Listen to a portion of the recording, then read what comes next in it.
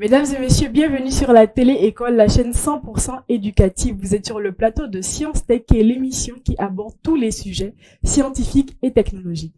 Aujourd'hui, nous avons choisi comme thématique audit des systèmes informatiques. Pour pouvoir développer cette thématique qui est très intéressante, nous avons aussi choisi un monsieur très intéressant qui s'y connaît beaucoup, qui est un expert dans le domaine. Il s'agit de monsieur Mouhamadou Sall. Bonjour monsieur. Bonjour madame. J'espère que vous allez bien. Oui, je vais bien, d'autant plus que je suis ravi d'être ici. Merci. Et je vous remercie pour me donner l'occasion de m'adresser à vos téléspectateurs, en particulier à cette jeunesse à qui j'ai envie de transmettre un message positif. Nous vous remercions pour avoir accepté l'invitation de la télé-école. C'est un honneur pour nous parce que je dois préciser que monsieur Mouhamadou Sall est un expert en informatique et télécommunications, mais aussi président et fondateur de l'école d'ingénieurs ECPI, École Centrale Polytechnique d'Ingénieurs. Donc je tiens à rappeler que monsieur Sall n'est pas n'importe qui et c'est vraiment un honneur de le recevoir ici à la télé-école. Vraiment merci d'avoir accepté notre invitation. Bon, en tout cas, merci beaucoup, mais disons, faut pas exagérer, hein. Donc, non, voilà. Il faut rendre à César ce qui est à César. Voilà, disons que je suis là et je contribue comme je peux. Parce qu'aujourd'hui, il y a beaucoup de possibilités pour l'Afrique. Effectivement. Ouais. Merci. Merci pour ce que vous faites. On va rentrer en plein dans le vif du sujet. On parle aujourd'hui d'audit des systèmes informatiques et je pense que vous êtes le mieux placé pour nous parler de cette thématique, sachant que vous avez eu beaucoup d'expérience dans ce domaine-là. La première question, c'est qu'est-ce que c'est qu'un audit informatique? Je ne puis dire que je suis la personne la mieux indiquée, mais j'aimerais bien en parler. Parce que l'audit informatique, vous avez dit audit informatique, donc quelque part vous voulez parler de la transition numérique que nous vivons actuellement. Aujourd'hui, il y a plusieurs enjeux, dont deux enjeux majeurs. La transition numérique et la transition énergétique. Parce qu'en 2050, zéro carbone. D'autant plus que nous avons du pétrole. Et zéro carbone pour lutter contre toutes les énergies émettrices de gaz à effet de serre. Donc ça, c'est un autre débat. Voilà. Quand on revient à la transition numérique, j'ai l'habitude de dire à mes élèves, je ne suis pas sûr que vos petits-enfants sachent que le papier était le support de l'écriture. Je me demande même si les petits-enfants sauront ce que c'est que l'argent se forme bien. C'est pas sûr. Peut-être que ce sera des crypto-monnaies. Donc, il faut anticiper. Oui, c'est vrai. Et l'audit informatique s'intègre totalement dans cette démarche. Mais pour parler d'audit informatique, cela suppose déjà qu'on définisse certains termes. Comme la notion de risque, la notion de menace, la notion de vulnérabilité. Souvent, il y a la confusion. Qu'est-ce qu'une menace? D'abord, qu'est-ce qu'une vulnérabilité? Une vulnérabilité, c'est une faiblesse du système, une faille. Et la menace, c'est quoi? C'est un vecteur d'attaque capable d'exploiter cette vulnérabilité. Et le risque, c'est quoi? La probabilité qu'une menace exploite cette vulnérabilité. Donc, les trois sont essentiellement liés. Ensuite, on va parler de ce que c'est que l'audit et ce que c'est que le système d'information. Le système d'information, je parlais de l'audit, mais le système d'information, c'est quoi? Comme on le voit aujourd'hui, ça a beaucoup évolué. Il y a encore quelques années, on se contentait d'un PC de bureau. Puis ensuite, PC portable. Entre-temps, il y a eu l'Internet et l'interconnexion généralisée des réseaux. Et ces réseaux deviennent de plus en plus performants. Il y a eu l'évolution électronique, la miniaturisation des terminaux. Ce qui fait qu'aujourd'hui, vous avez votre smartphone. Plus la technologie du mobile. Et tout le monde a vu que durant la pandémie, parce qu'il y a plein de gens qui travaillaient à distance. Donc tout ça s'implique. Et le système d'information, c'est quoi? C'est tout un ensemble de ressources. Ressources techniques. Quand je dis ressources techniques, c'est les serveurs, c'est les logiciels, etc. Plus les ressources humaines et les procédures. Et le tout constitue l'actif. Tout ça, c'est la richesse de l'entreprise. Et auditer un système d'information, c'est évaluer les risques. D'accord. Afin, très tôt, de prendre les bonnes mesures pour pouvoir les atténuer. Je précise que les menaces, on ne peut pas les réduire. Hein. Elles sont permanentes. D'accord. Par exemple, un tremblement de terre, on ne peut pas dire qu'on va réduire. C'est pas, disons, l'humain, le malveillant, le hacker, on ne va pas le réduire. Il aura toujours la volonté d'attaquer. Bon, il y a aussi la maladresse. Hein. D'accord. Donc à l'échelle humaine. Bon, comme j'ai dit, la menace, elle est permanente. Les vulnérabilités existent. On peut réduire la surface d'attaque. Tout à l'heure, j'ai dit que beaucoup de personnes utilisaient le travail en ligne. Oui. Avec les mobiles, les PC, etc. Et là, ça augmente la surface d'attaque. Ce qu'on peut faire, c'est auditer tout ça et puis essayer de réduire la surface d'attaque, voire même d'éliminer certaines vulnérabilités. D'accord. Sachant que la menace, elle est permanente. D'accord, monsieur. Merci. Merci pour ces précisions-là. On va passer à la deuxième question. On entend beaucoup parler d'audit informatique dans certaines entreprises. Ils ont appelé une équipe pour réaliser un audit. Mais quelles sont les principales étapes du processus lorsque quelqu'un vient faire un audit dans une entreprise? Alors, comme je l'ai dit tout à l'heure, auditer, c'est évaluer les risques. Pour évaluer et voir quelles sont les actions à prendre pour réduire ces risques-là. En général, l'auditeur n'appartient pas à la boîte. Oui. Donc, c'est un tiers qui n'appartient pas à la boîte. Maintenant, quelles sont les étapes? Comme dans tout projet, le premier point, on a l'habitude de dire que c'est le cadrage, ou kick-off en anglais.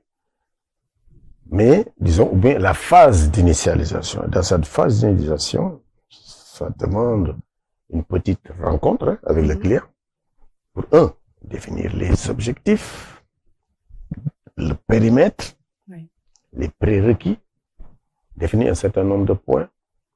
Ensuite, disposer de certains documents, comme tout ça, comme j'ai dit, tout ça doit s'intégrer dans ce qu'on appelle la politique de sécurité. Et malheureusement, souvent, il y a des boîtes qui n'en ont pas. Ça, c'est une des difficultés. Tout ce que l'on fait doit s'intégrer dans la politique de sécurité. Et puis, disposer de tous les documents nécessaires pour s'approprier l'infrastructure, cartographier l'infrastructure, que ce soit matériel, que ce soit logiciel.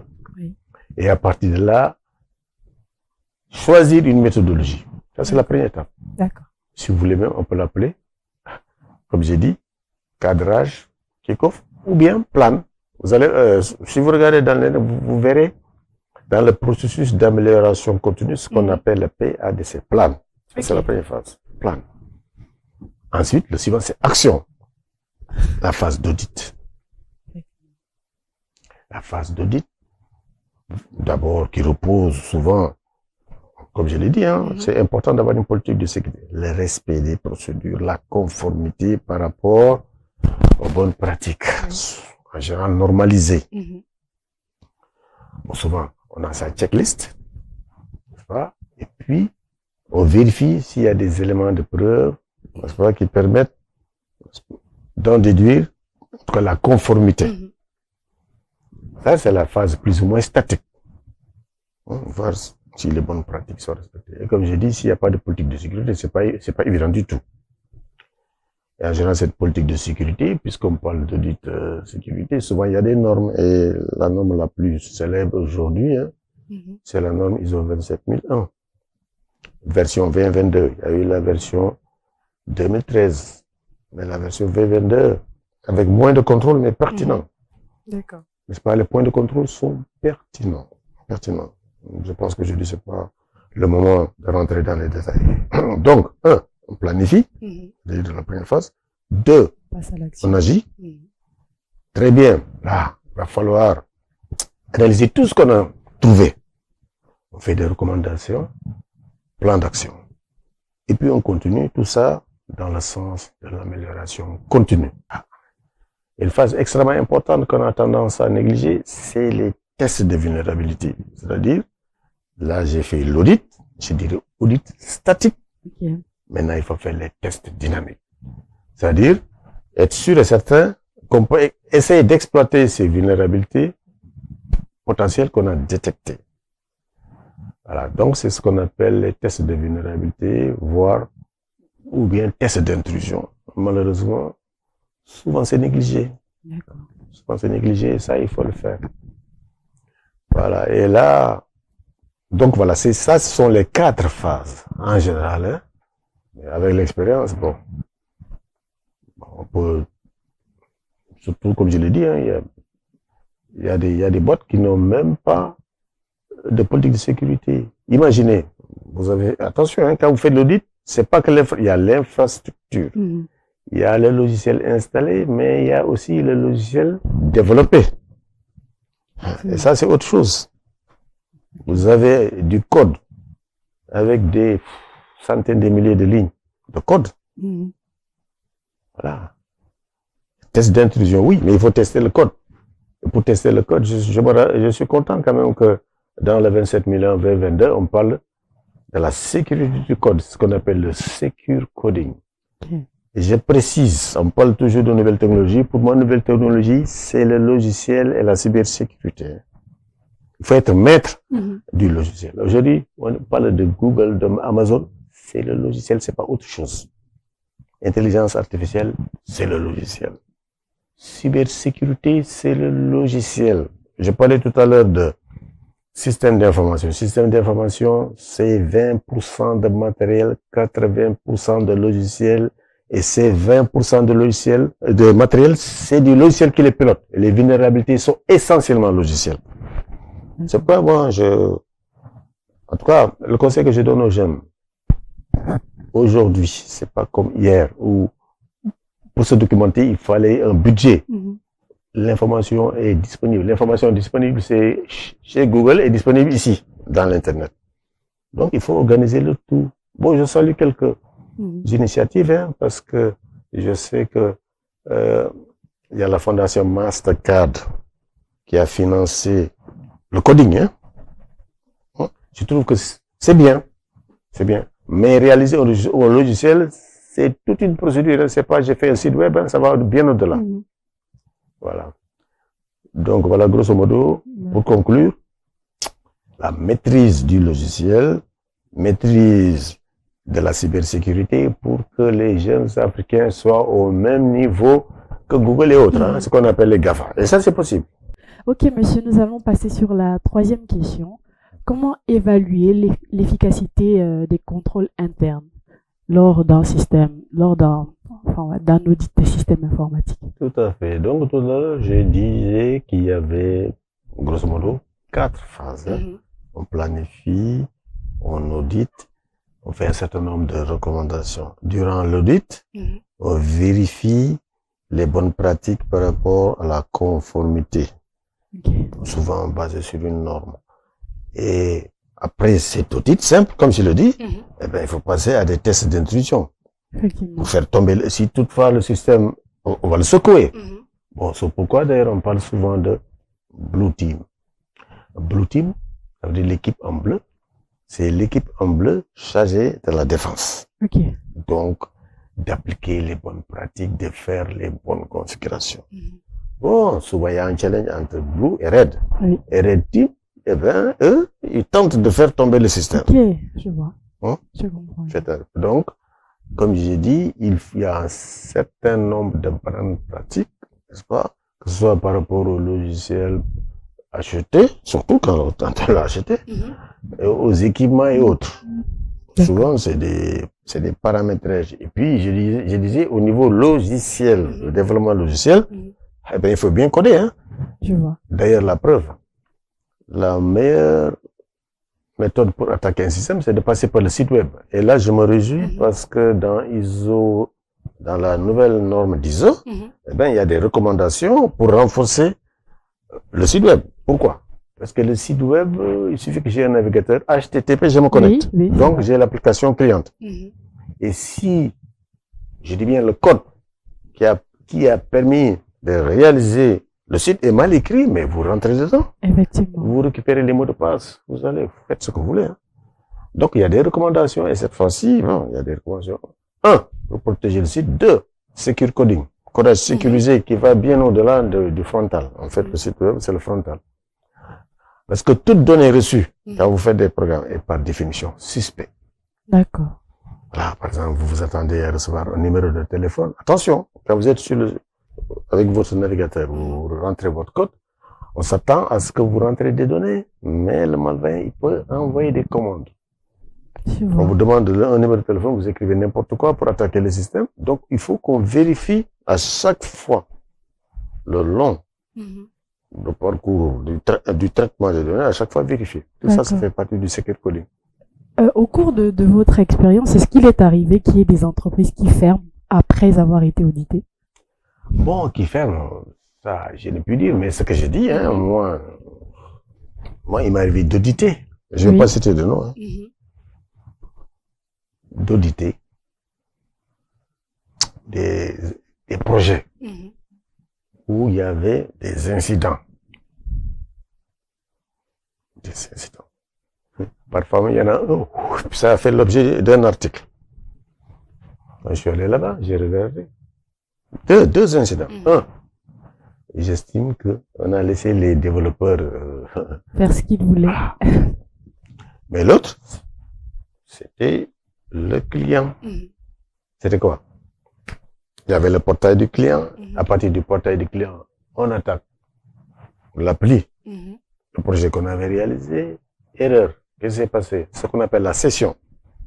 Vous vous connectez, quelqu'un d'autre se connecte. Normalement, quand quelqu'un se connecte, jusqu'à ce qu'il se déconnecte, ce qu'on appelle sa session. Mais malheureusement, on a vu que l'un se connecte. Voilà. J'ai vu des incidents, donc il fallait aller corriger tout de suite. Donc, tout de suite, je me suis rendu compte que, voilà, il y a eu quelque chose. Ça arrive. D'accord, je vois. Ça arrive. Bon, parfois, maintenant, c'est autre chose. Hein. L'infrastructure a été mal, disons, configurée, ça arrive. D'accord. Mais j'ai dit, le meilleur moyen, c'était quoi? Je rentre dans le site web. Maintenant, on a pris des mesures. D'accord, je vois. Mais qu'est-ce que vous pensez? Est-ce que vous pensez qu'aujourd'hui, les gens qui ont des entreprises deviennent de plus en plus négligents sur certaines choses? Bien sûr. Je ne parle même pas des entreprises, je prends même à l'échelle du pays. Je vous ai dit, on est dans une phase de transition numérique à l'échelle du pays et de l'Afrique. Aujourd'hui, les Européens, depuis 2016, à l'échelle européenne, là, ils sont organisés pour la résilience et lutter contre la cybermenace. Mais ici, on parle, c'est tout. On parle. Et comme je l'ai dit il n'y a pas longtemps, justement, parce que au passage, hein, moi, je félicite la communauté Route SN avec les Gérard. Vraiment, je trouve, voilà, de bons citoyens. Parce qu'ils ont commencé à sensibiliser. Mais tout ça, ça commence par la sensibilisation. Comme je leur ai dit, écoutez, aujourd'hui, le code de la route, tout le monde connaît, même si j'ai pas de voiture, je sais qu'arriver au feu rouge, quand je suis piéton, je sais quand est-ce que je dois passer. Mais aujourd'hui, tout le monde est connecté. Et je suis désolé, et à 99%, il n'y a pas de politique de sécurité. Effectivement. N'est-ce pas? Vous venez, passez-moi, quel est le code de votre mail? Je rentre. N'est-ce pas? Je ne rentre pas dans le détail, mais il n'y a que des failles. Je vois. Alors que normalement, on ne rentre pas comme ça dans un réseau. Hein. Ouais, normalement. Hein? Et moi, il m'est arrivé d'aller dans des projets. Mon propre PC, je n'ai pas le droit de le connecter dans le réseau. J'ai dit mon propre PC, je travaille pour le client. Je n'ai pas le droit. Ma clé USB, je n'ai pas le droit. Quand je dois introduire la clé USB, il me faut une autorisation pour qu'on sache exactement ce que... Parce qu'il y a des clés USB, vous les rentrez, vous récupérez tous les mots de passe. Est-ce que vous le savez? Oui. Voilà. Donc, il y a plein de choses. Aujourd'hui, il n'y a rien, on parle, point. On parle de cybermenace, de cybertrucs, ça s'arrête là. Quand vous êtes en train de parler, je me rends compte à quel point on utilise beaucoup des outils informatiques, mais sans être éduqué. Non. Aujourd'hui, on ne connaît pas les risques, on ne connaît rien, on se lance. Sensibilisation, c'est la première phase. Bon, dans une boîte qui a une politique de sécurité, c'est pas tout le monde qui est spécialiste. Bon, sachant que la politique de sécurité ne repose pas essentiellement sur les aspects techniques. Oui. Si je prends le cas de la dernière version, il y a 4 grands chapitres. Chapitre 1, c'est l'organisation, hein, sa politique de sécurité, les rôles, etc. Chapitre 2, je crois que là-bas c'est 37 contrôles. Chapitre 2, ça c'est l'humain, le personnel. Je pense qu'il y a à peu près 8 contrôles. Ensuite, il y a le contrôle physique. Là-bas, je pense qu'il y a 14. Et il y a le contrôle technologique, 34. Je parle de contrôle physique.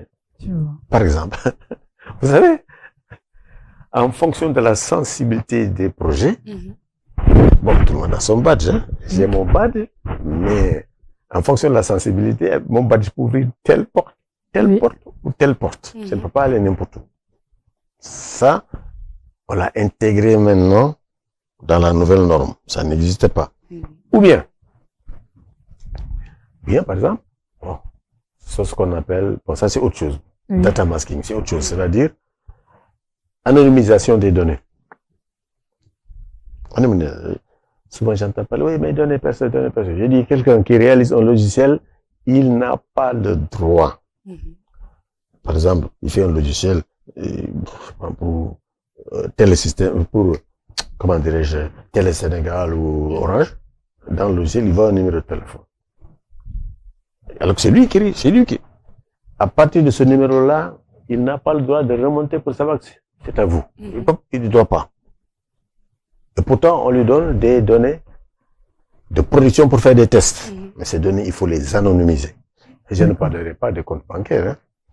Donc, ça encore, c'est l'expert. Mais j'ai dit, celui qui n'est pas expert, il doit avoir les bonnes pratiques. Il ne faut pas s'amuser tout le temps. J'ai dit, hey, votre réseau, je me connecte.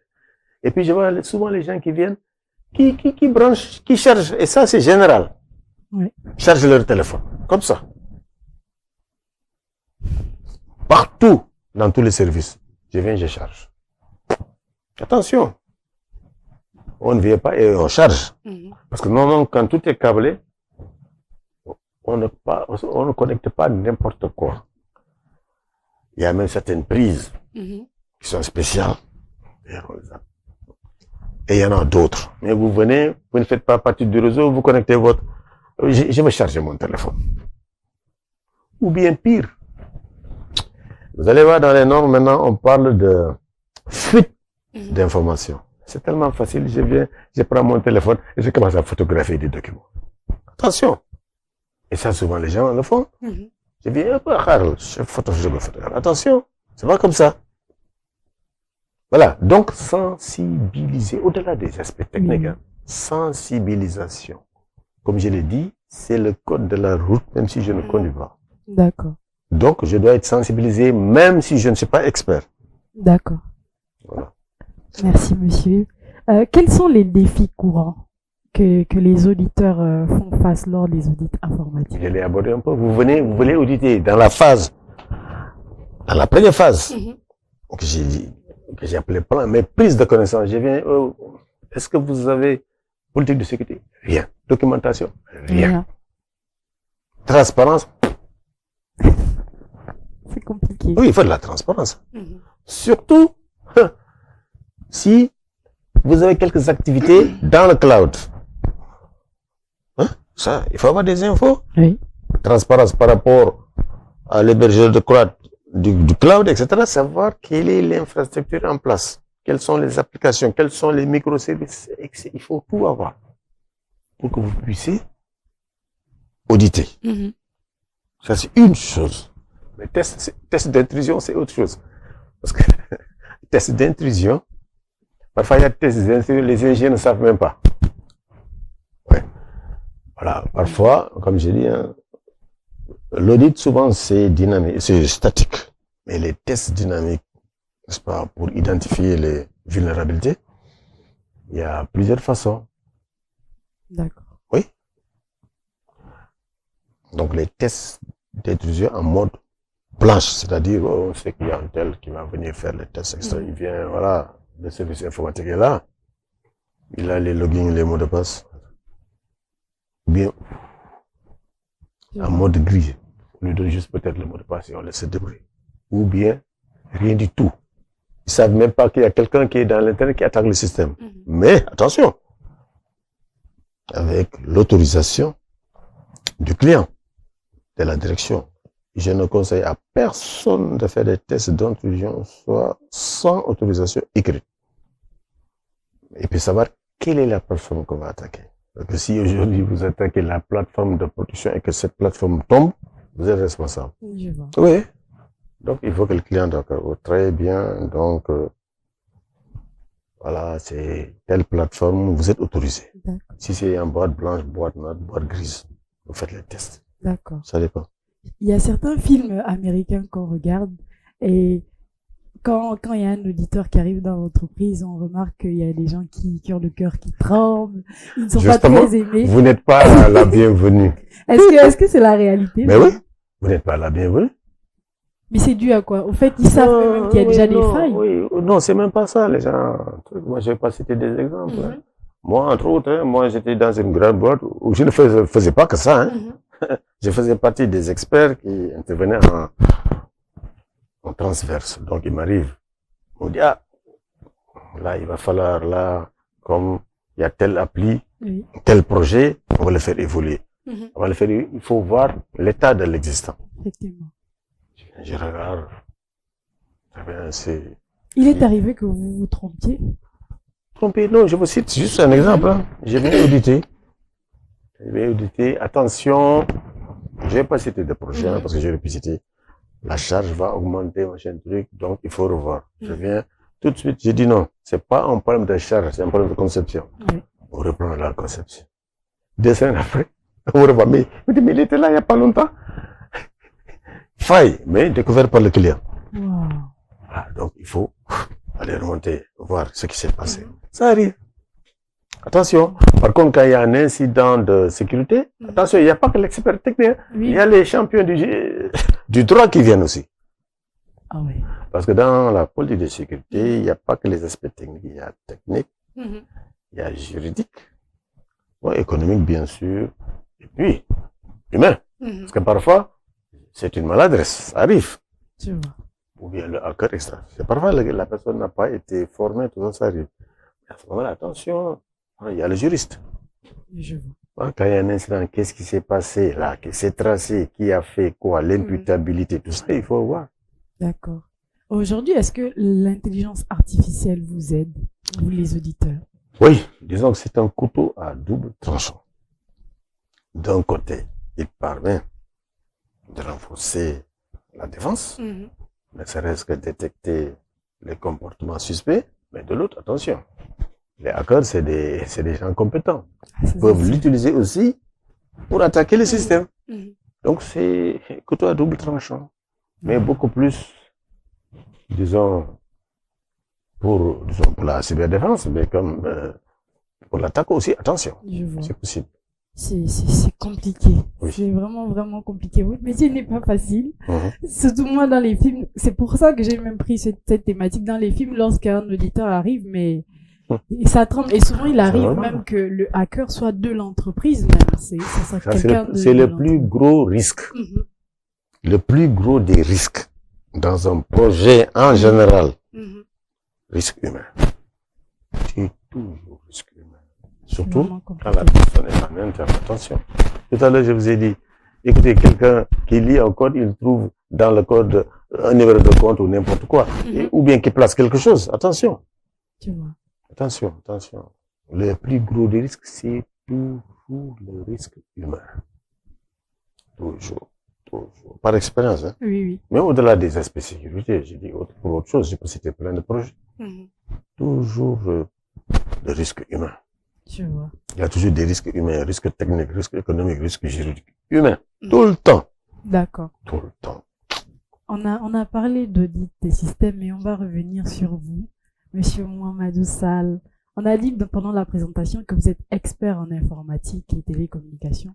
D'où vous est venue la passion pour ce domaine-là? On dit que je suis expert. Bon, disons tout d'abord, moi je suis plus un physicien. D'accord. Je suis un passionné de physicien. devenu ingénieur, mais à l'école aussi, je faisais beaucoup de physique. Parce qu'à l'époque, c'était électronique et radioélectricité. L'électronique, c'est quoi? C'est des semi-conducteurs. J'étais inscrit en parallèle à l'université, j'ai jamais mis le pied, je venais juste pour les examens. Physique de la matière, donc la mécanique quantique, etc. Tout ça. Bon, je suis devenu ingénieur électronique et radioélectricité, et puis ensuite, je suis passé dans une autre école. Bon, dans mon école s'appelait ENSERG. Maintenant, il s'appelle Fellman Physique et Électronique Matériaux. Je suis passé à l'école centrale de Marseille un peu encore de l'informatique. Mais au-delà de tout ça, c'est que j'ai eu l'occasion de les pratiquer. Tous. D'accord. Surtout ici en Afrique. Comme j'ai travaillé pour la PANA qui était l'agence de presse de toute l'Afrique, plus expert UNESCO du pays de ces programmes internationaux de développement. Donc, ce qui fait que j'ai fait presque tous les pays. Peut-être il me reste après 5. Afrique, Moyen-Orient. Voilà. Et puis je me suis retrouvé en Afrique, en Europe. Et comment? L'UNESCO m'avait demandé de donner un coup de main à une société en France pour réaliser un logiciel pour la présidence et pour Radio Néerlande en Hollande. Après, j'ai été embauché. Et puis voilà. J'ai commencé à faire des projets Internet avant le web. Extraordinaire. Voilà, et j'ai continué. Quand vous vous présentez, je me sens toute petite devant vous. N'exagérez pas. Parce que vous êtes tellement modeste et humble. Non. Ça fait plaisir. Bon, j'ai profité de tout ça parce que vous savez, aujourd'hui, la technologie est si complexe que aujourd'hui, dans les écoles d'ingénieurs et dans les universités, par exemple en France, j'ai travaillé en Afrique à 29 ans en France. Donc, aujourd'hui, ce sont les grandes entreprises qui donnent des cours dans les écoles d'ingénieurs. Moi, j'ai eu la chance, c'est moi qui m'a désigné à l'époque, pour gérer la chaire de ma société, Atos qui est représenté ici. Donc, je donnais des cours dans les écoles d'ingénieurs. Voilà, et là, j'en ai profité pour créer l'école qui est là, de ce pays. Et en parlant vous êtes président et fondateur de l'école d'ingénieurs ECPI, donc École Centrale Polytechnique d'Ingénieurs, qui est ici à Dakar. Vous êtes revenu aux sources? Oui, bien sûr, et même quand j'ai créé l'école, quand j'étais à Paris, je suis revenu 2 ans après. Disons, à l'école, on propose des formations dites diplômantes et des formations dites certifiantes et qualifiantes. Bon, pour la formation diplômante, on a 3 cycles.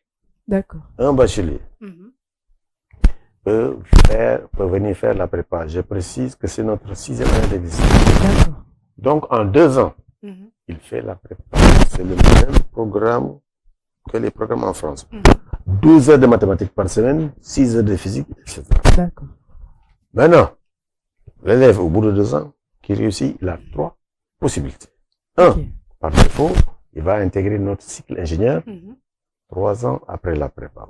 Ou bien, il a la possibilité d'intégrer une très grande école d'ingénieurs qui se trouve en France et qui est publique.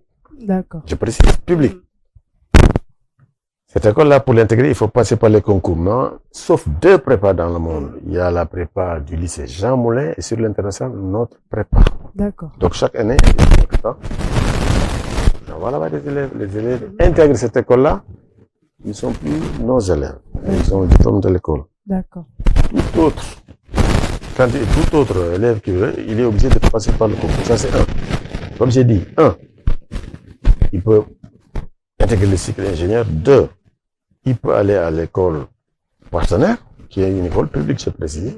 Ou bien 3, depuis l'année dernière, les prépas, on sait que le Sénégal a mis en place une prépa qui se trouve à Thiès. Et depuis l'année dernière, la prépa de Thiès est devenue centre d'examen.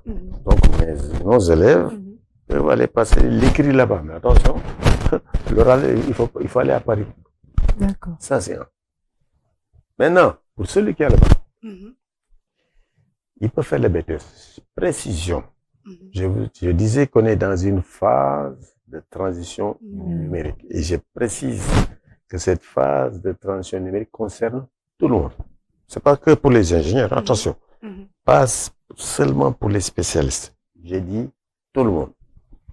Quand j'ai dit tout le monde, En tout cas, on a des BTS et pour les BTS, là, on ne fait pas de différence entre les mathématiciens, série machin, série truc. Aujourd'hui, il y a plein de jeunes qui n'ont pas fait d'études de bac scientifique, mais qui sont motivés. Effectivement, ça c'est vrai. Motivés par le numérique.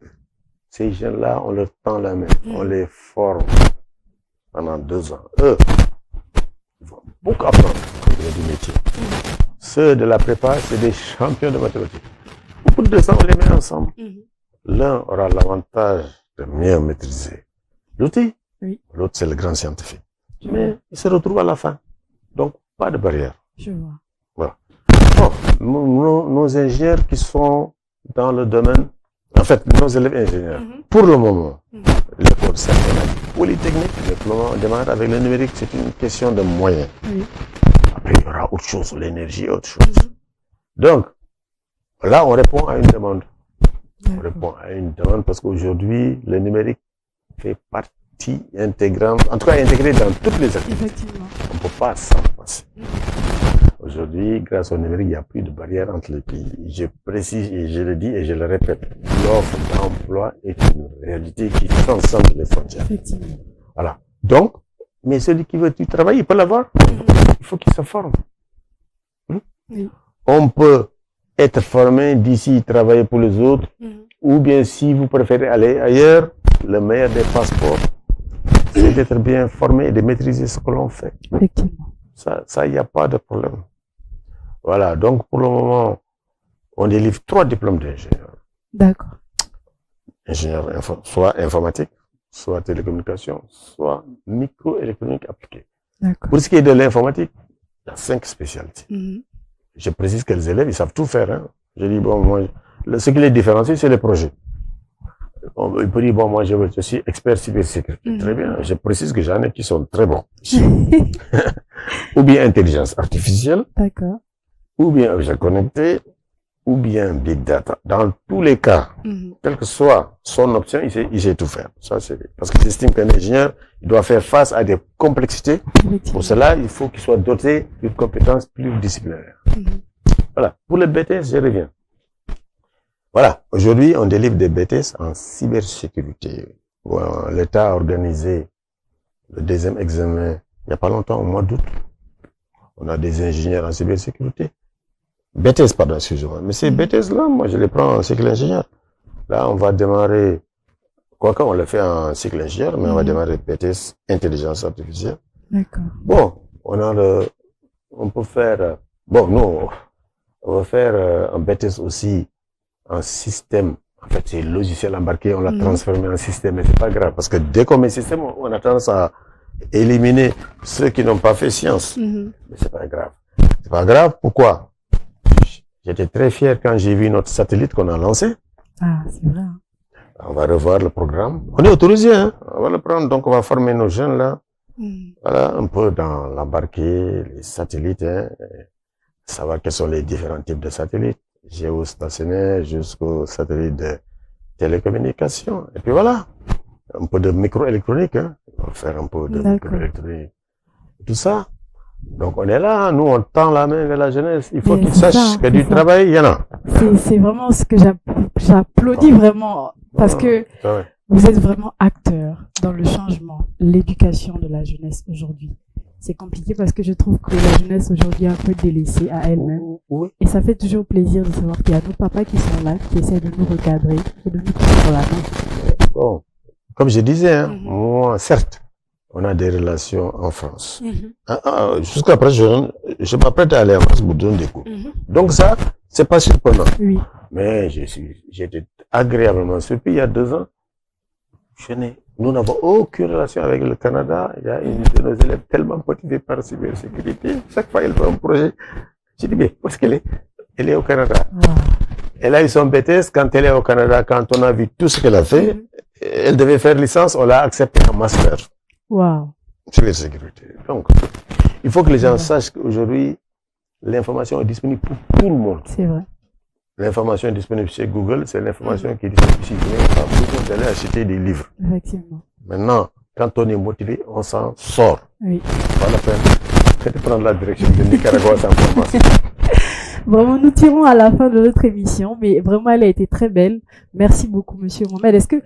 Monsieur Mohamedou, est-ce que vous avez un mot de fin, un conseil à donner aux entreprises aujourd'hui par rapport au fait qu'ils ne prennent peut-être pas attention à certains détails? Oui, je l'ai dit tout à l'heure. Aujourd'hui, on est dans l'ère de la transition numérique. D'ici quelque temps, le support papier ne servira certes, mais pas à grand-chose. Donc, il va falloir déjà préparer cette transition, sensibiliser et former. Il y a un autre point, je ne vais pas rentrer dedans. Mais je vous précise une chose. Hein. Ça concerne le support papier. Ça, c'est un autre débat. Hein. Est-ce que vous savez que conserver un document papier sur 100 ans, c'est facile. Mais conserver un document électronique, par exemple dans l'archivage, pour 10 ans, 20 ans, c'est pas sûr. Vous savez pourquoi? Pourquoi? X raisons.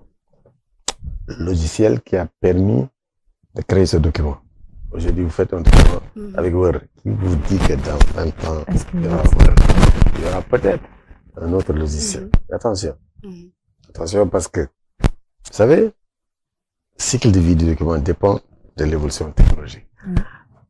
Bon, souvent, on utilise des algorithmes de chiffrement, de cryptage, n'est-ce pas, pour protéger ces documents-là. Mais ces algorithmes-là, ils peuvent être obsolètes entre-temps. Donc, cassables. Qu'est-ce qui va se passer? Bon, ce document-ci, on va le signer. Aujourd'hui, la signature s'appuie sur le certificat électronique. Et le certificat électronique. Mais le certificat électronique a une durée de vie limitée.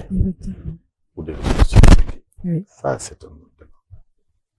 On va parler la prochaine fois. Vraiment, merci beaucoup à Monsieur Mohamedou Sall pour avoir accepté notre invitation. Quelle pertinence.